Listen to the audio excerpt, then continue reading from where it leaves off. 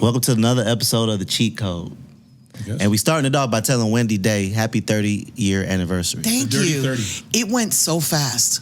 Did it? Oh, dude, on one hand, it feels like 100 years, right. But on the other hand, it feels like 5 minutes. How fast have the last 5 years been?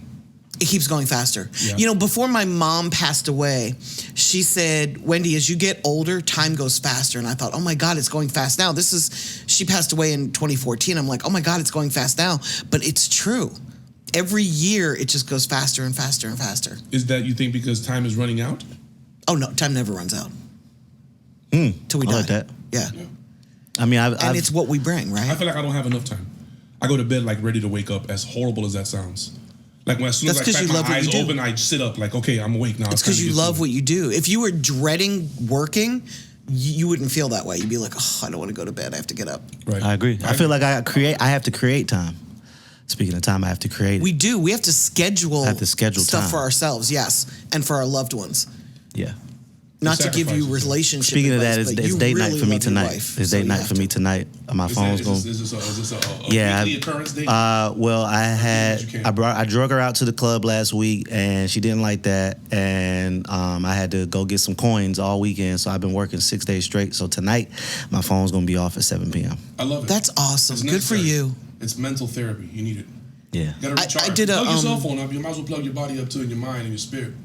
I did a personal transformation retreat this weekend in Chicago to kind of reboot myself.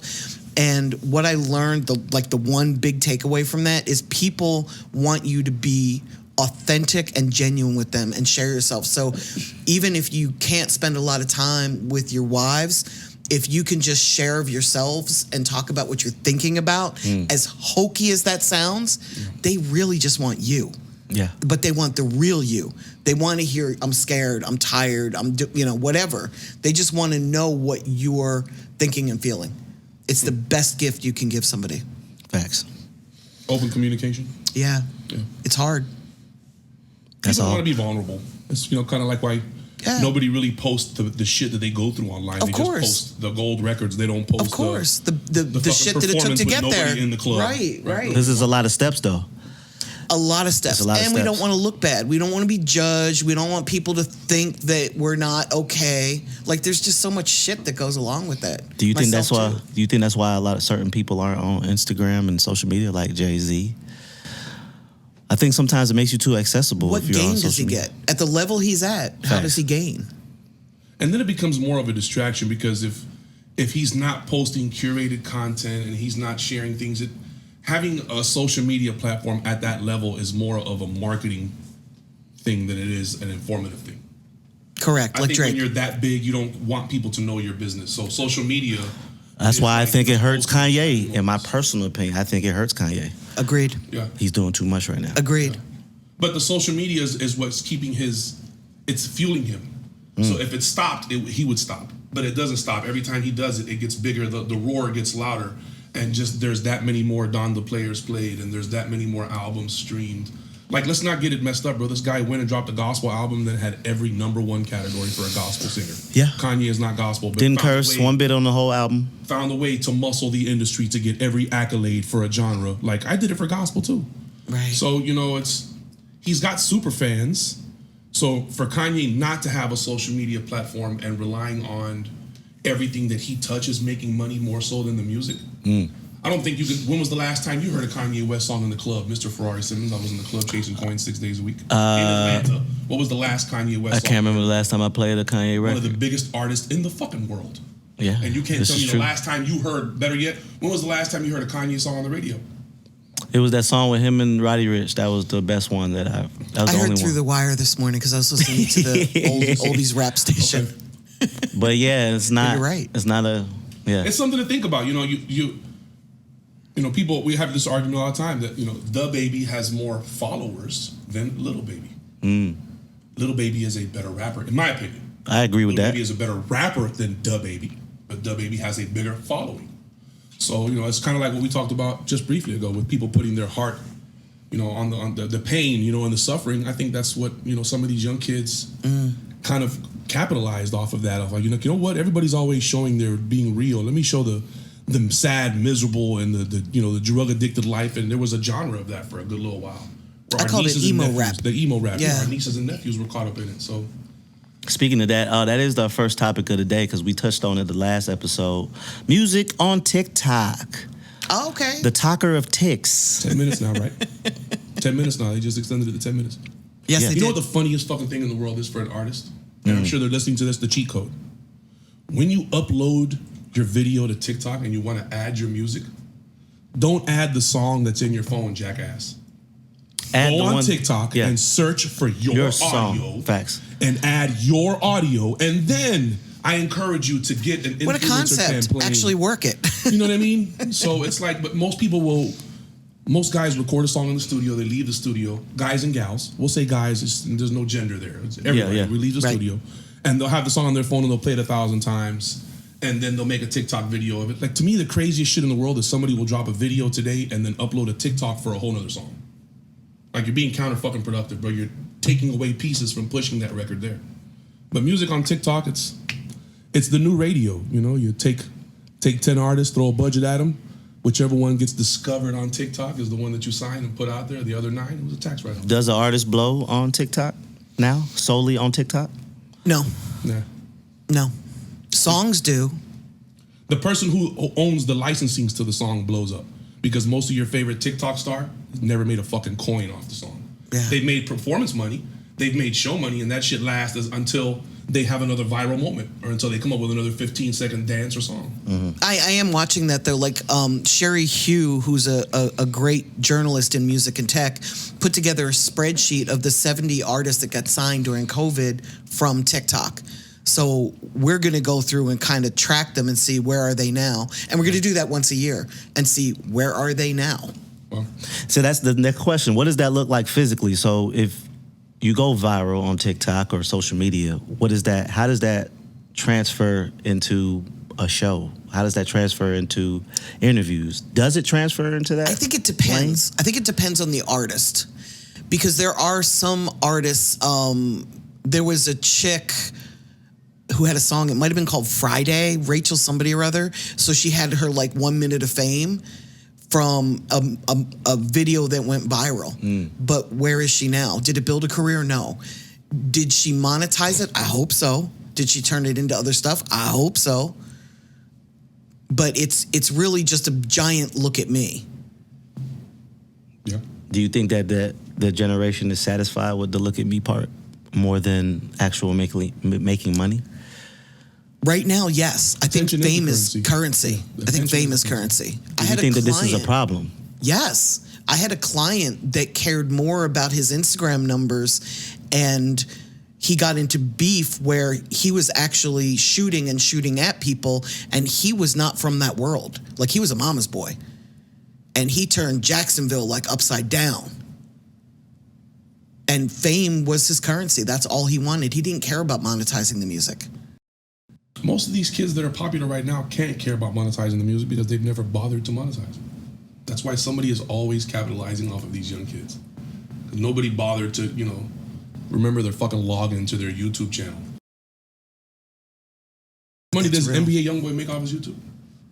I don't know. What he said, I think they said the label made like 160 million or something. That doesn't surprise me because And he's the number one. He's number one. Yeah. YouTube. You'd think that the first thing that you set up when you set up your Gmail would be your YouTube. Just off of the common shit. Like, you want to upload a video longer than 10 minutes, you might want to verify your phone number. You'll never know because you keep switching phone numbers because you think the feds are after you. Like, all of those things real. prohibit you from linking. Like, That's real. It's what's going to stop you from being able to pick up when you get a check, because you're going to get one if you do this shit long enough. Facts. When you get the fucking check, you're not going to be able to cash it. You're going to be able to do shit with it. It's not going to be written out to you. It's going to be written out to whoever you signed it over to. Okay, right there. Stop right there. We're going to segue. Good management, bad management. Whoever you sign to. Manager, label. We don't have a lot of good management in urban music. What is in good hip-hop. management? Somebody with experience, know-how, somebody that can champion the artist. Because a great manager is a coach, right? It's somebody that sees your vision, understands your vision, and then steers your ship for you as an artist, right? And most artists don't go get experienced managers. They get their cousin or their nephew or the guy down the block because they want somebody they can trust. Okay. Kingpin? Yeah, I think Wendy nailed it on the head. I think most people, there's no set list of qualifications to be a manager in this business. So if you wake up and decide you want to put on a Gucci belt and walk around with a laptop and somebody decides they got to check and say, you're my manager, then chances are you meet the criteria. You have a cell phone, you have internet access, and you can talk on social media. You got game. You can be my manager. Your mouthpiece. But the sad reality of it is that 9 out of 10 people in this business on the executive side don't have the foggiest fucking idea. They haven't evolved with the speed of the culture because the culture moves so fast.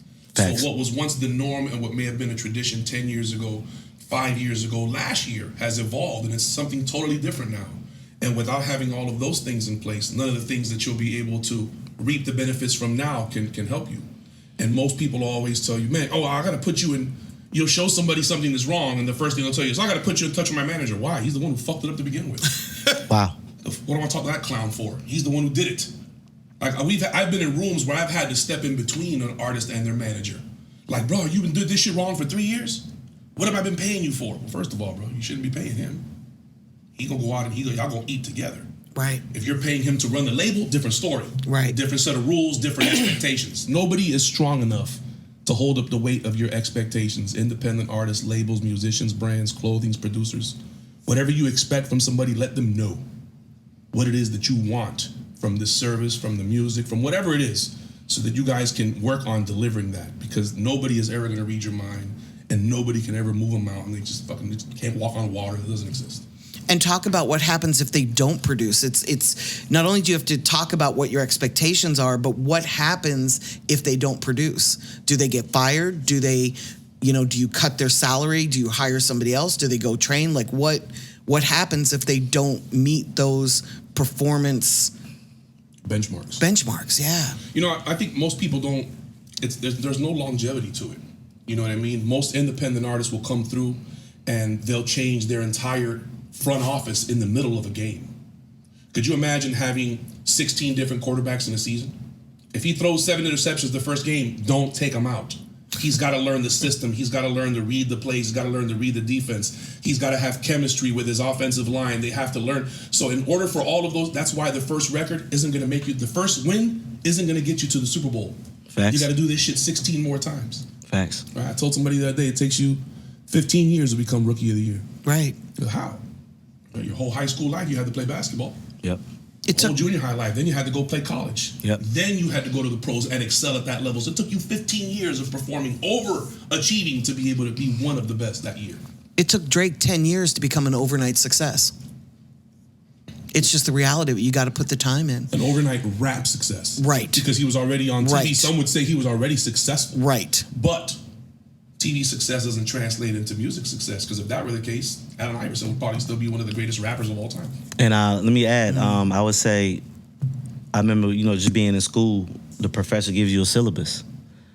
Create your own syllabus of things that you need to execute and accomplish those things. And if you don't accomplish them, figure out how to accomplish them again. Or exactly. Keep trying. Seek information. Seek information. I think a lot of people don't seek information. They just try to say, all right, cool. They mimic results. They mimic, hey, let me but do that. But they mimic the wrong results. They mimic what Drake and Kanye are doing. I want that. But they've just started. They don't mimic what Drake and Kanye did day one. Right. They don't try to match the process or the energy, because tomato, right? For every individual person, the goal could be the same. How we achieve it is going to be individualized. I don't think nobody wants to see that portion through. People just want to see the end result. Perfect example to me is the Migo flow, which is really the Bone Thugs and Harmony flow. That's another topic for another day. However, everyone raps. Everybody raps like that. So if I'm DJing in the club and you want to give me your record, and I'm super cool with the Migos because I help be a part of their success, and the Migos give me a record and you give me a record, whose record do you think I'm going to play first? Because you sound just like them. And which record do you think the fans want to hear? Somebody that they recognize or somebody they've never heard of I got before? a crowd of 1,000 people that want to hear the shit. They don't want to hear your shit. They want to hear the shit. not your shit. And if you kill the vibe, you'll never DJ there again. Now the owner is looking at, and then everybody turn back at the DJ and be like, right. You know, and truth be told, you know, it's my birthday, my nigga. All bullshit aside, you know a hit record the first time you hear it. There are good records. There are great records. You know what a fucking hit record is. It wouldn't matter who it was, how many flyers they had passed out or wouldn't have passed out for it. You know a hit. It feels good. That's why you do all of this shit now. Yeah. So that when you hit the lottery, because it's like hitting the fucking lottery. It is hitting the lottery to me. Lottery, you reap the benefits of everything. All of those. To me, it makes my hairs go up on my hands. Yes, exactly. I get the Spider-Man senses. Yes. Once I feel that, and I get like a little fuzzy feeling. Yeah. Kind of like when I think about my wife. But shameless plug for love. Yeah, shameless plug for Tanisha. Anyway, when I feel that feeling, that's when I know it's a record. Yes. But I gotta feel that shit. Yes. How often do you find yourself in a listening session with established artists and you catch that feeling? Honestly. Not too often. Yeah, it's rare. So, all right, hold on a second. Let me ask you another question. Go ahead. Go into another one. As a DJ, how many times a night do you play records that you actually like? Well, I do play a lot that I actually like, but sometimes I play records that I don't like, but I know the people like too. That's what makes you a great DJ. Because you play shit that you don't necessarily like. Like you're pleasing the crowd. Yeah, you're moving I know the what crowd. They want. Like, you know, I'm not a really R&B guy, but I know they want to hear the Mooley Long Hours and Hours record. So when I get into my R&B set, I'm playing that record. Yeah. It's not really my thing, but I gotta play it. Yeah. There's records that I really don't like that I play that I know the crowd wants. Especially we in Atlanta, so you know, everything's Atlanta based here. It's one of the rare cities. Important. You know, a lot of people sometimes they forget that a DJ is conducting a show. He's putting a show on. It's not a question of play what I want. I have to give the crowd what it dictates. You know what I mean? You gotta get it. And then different places dictate different vibes too. So if I'm in a lounge, I'm not really finna play Dreams and Nightmares and T Grizzly First Day Out. I'm gonna play a little bit more, vibey records. Cause everybody's eating and watching the Lakers play in the lounge that I'm at. I did a sports bar last night. So it wasn't really turn up, but that shit was vibey. Right. And you will be like, yeah, that's my shit, Rari. Keep it up. Look at you reading the crowd.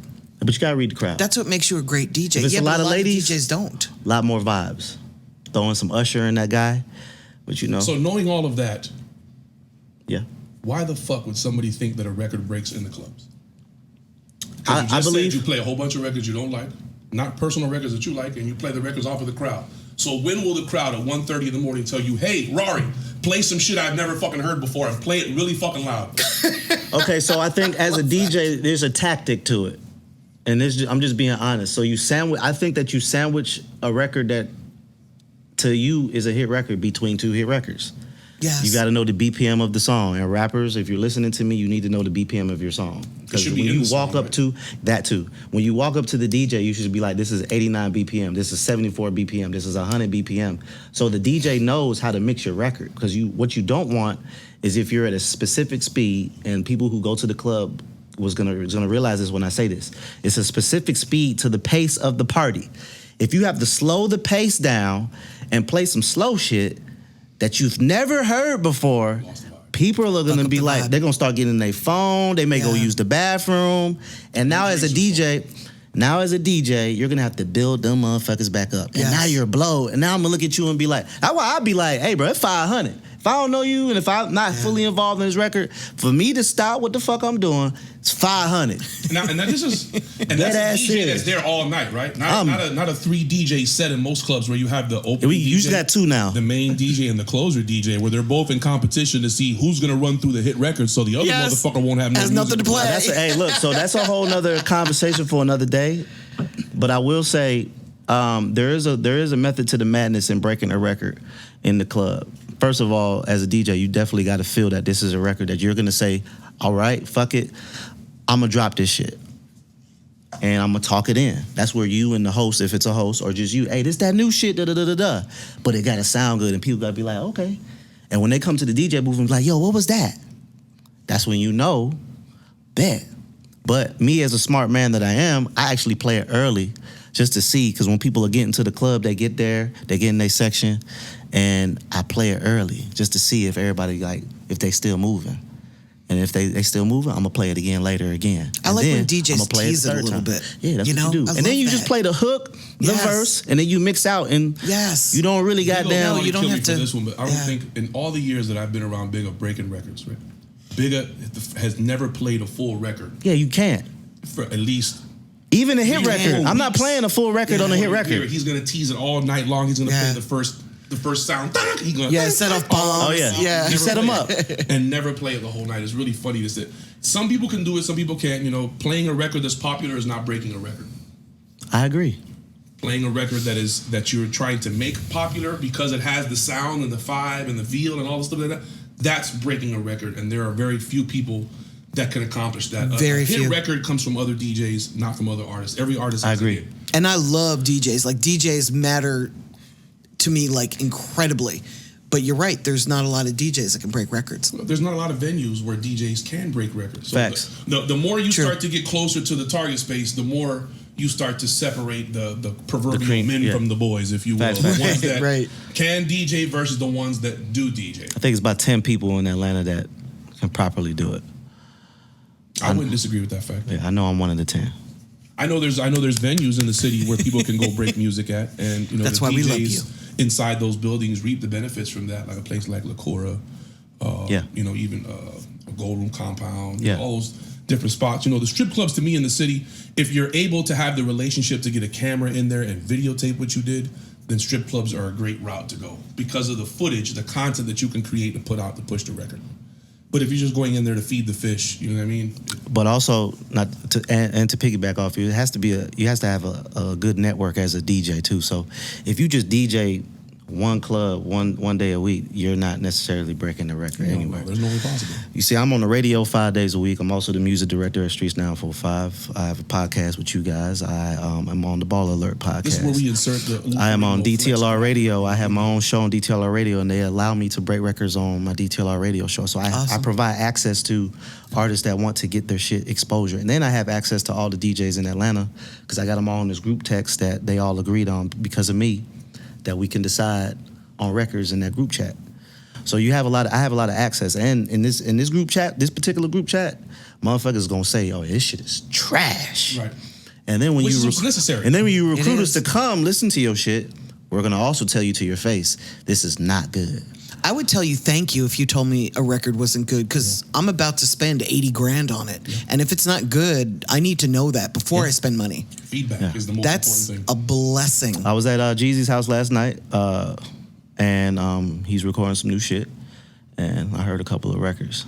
Can we have the Rari flexometer on the screen? So I'm just saying, I get calls. Just the minor flexes. Every time he throws a little flex. I get calls because I'm that passive-aggressive asshole. No, listen, you get calls because your meteoric rise to your position and you're has been honest. Without kissing ass and slobbing on knobs. Yeah, I don't kiss ass. Yes. I definitely don't kiss ass. Yes. I definitely had some arguments with some motherfuckers about. Next time you talk to Jeezy, tell him to take them ugly ass boots off. Don't put them ugly ass boots. Well, yeah, he hasn't done it since. And he definitely addressed it. Who the fuck suggested that? He said he was trying. He said he was trying some shit. Don't try that no more, young. No more. We don't need none of that. I'm the realest nigga in it. And then he came out with the boots. Man, don't do my dog like that. Shout out to Jeezy. Listen, Jeezy is one of the last few rappers that has actually sold 1 million units. He's an actual facts. And he's my favorite rapper. That's true. And it takes a lot to be my favorite rapper. Mr. I DJ in the club. You haven't heard a Kanye West song. When was the last time you heard a Jeezy song in the club? Damn near every time. You gotta do a Jeezy set. Time. You gotta do a Jeezy set. You gotta do a. The crazy thing is, you don't do a T.I. set like that. You do a Jeezy set. You do a Gucci Man set. You do a Little Rocco set. Oh. You do a Future set. Oh yeah. First of all, I don't think I'm part of the Future Hive. That's the men fan base for Future. I'm just letting you know that guy is legit. I don't agree with his toxicity in his personal life. That's because you're married now. But as a rapper, listen, bro, I can play an hour worth of Future. Of course. In any side of town in Atlanta, and everyone's gonna know the words. You can play an hour worth of Future anywhere in America. Facts. And anybody's gonna know the words. Future. Of course. In any side of town in Atlanta, and everyone's gonna know the words. You can play an hour worth of Future anywhere in America. Facts. And anybody's gonna know the words. All right. I wish he'd drop more music. I miss Pluto. I miss hearing this shit. By the way, he told me in Fly Guy DC he's dropping music soon. Yay, come on. He's got to be more consistent. Consistency really matters. Well, you know that Way Too Sexy Slick was his record. He gave that to Drake. Oh, okay. Okay. It was a fun record. Did you like that song? It was a fun record. That was this yes or no question. Man. Yes or no question. Yeah, it was a fun record. Okay. I didn't dislike it.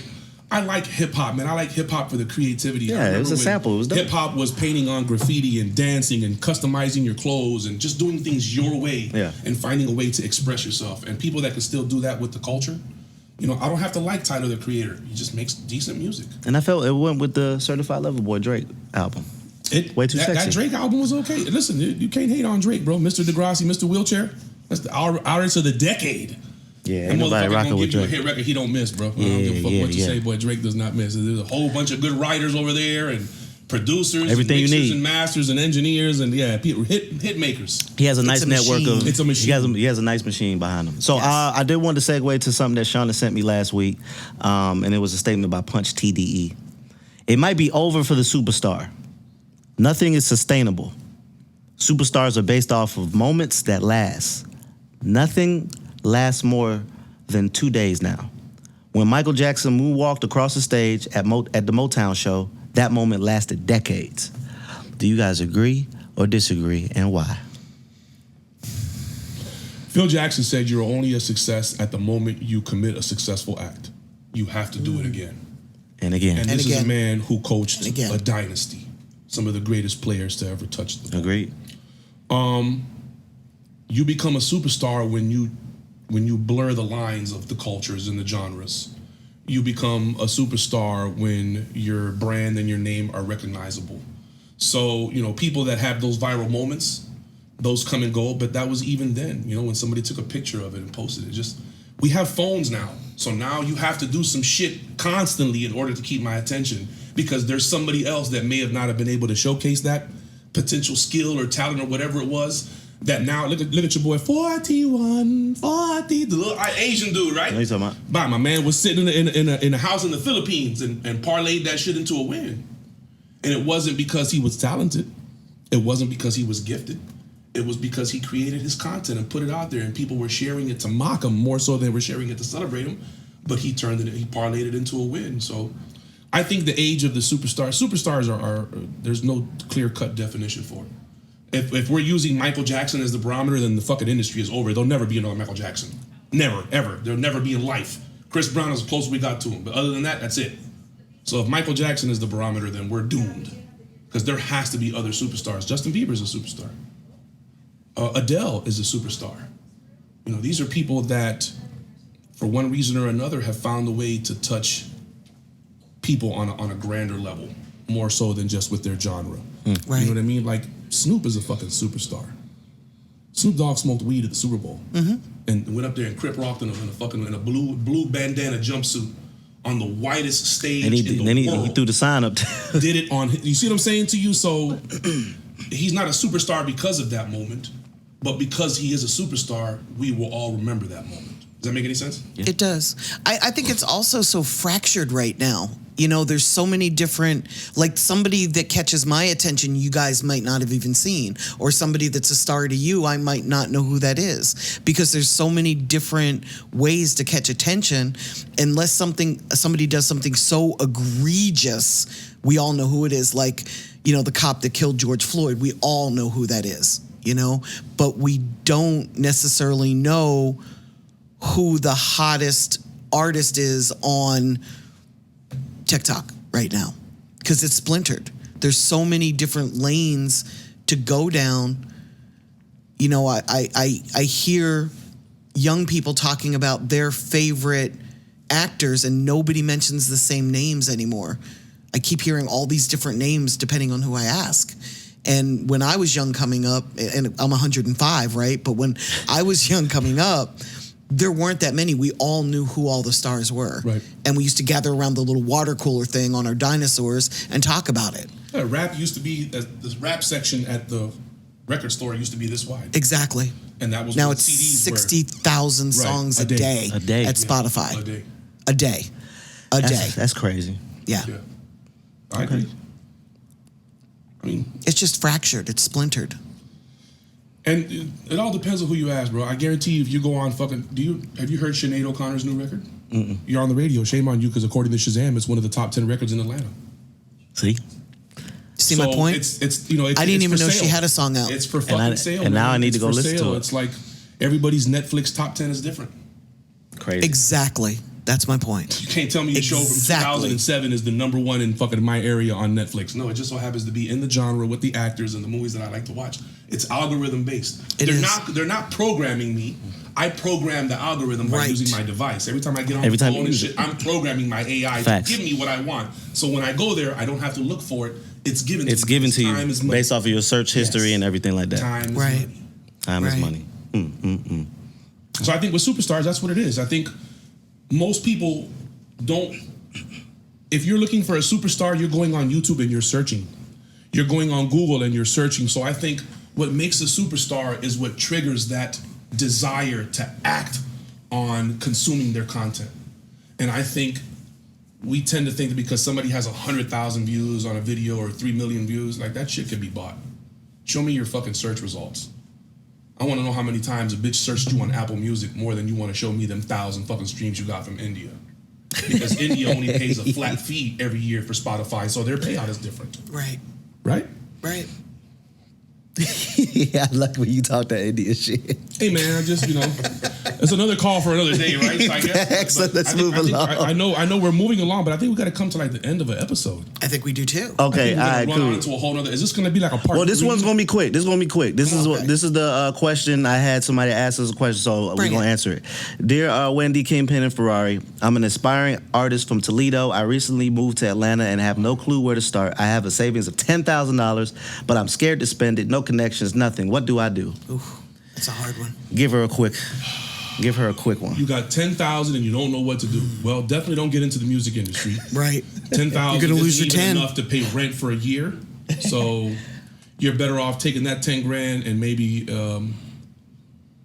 invest in some type of course or something where you can turn that into an extra income. Another stream of income, and then parlay the winnings off of that into your investment for your music career. Here's the thing. If you don't know where to start, then even if you had $100 million, you wouldn't know what to fucking do. So how about this? Before you start talking about how much money you have and how much money it's going to take and where to start, let's figure out what it is that you want to do. You want to be a singer? Okay, what does that mean? Are you a singer? Do you own your name? And we'll start from there. Gotcha. So that should be the first thing, and that requires zero money. So you can keep your 10 grand in your bank account while you research all of this shit. And then when you get ready to spend it, come see Wendy at Venture X, drop the 10K on the table, and maybe, just maybe. I can't help him with 10 grand. We can't do shit for you. We can rent out space at Venture X. I'm gonna tell the artist to go find an use that 10 grand to find an investor because they're gonna lose the money. Yeah. There's nothing you can do for 10 grand to catch enough attention to make money, even, dare I say it, with a hit record.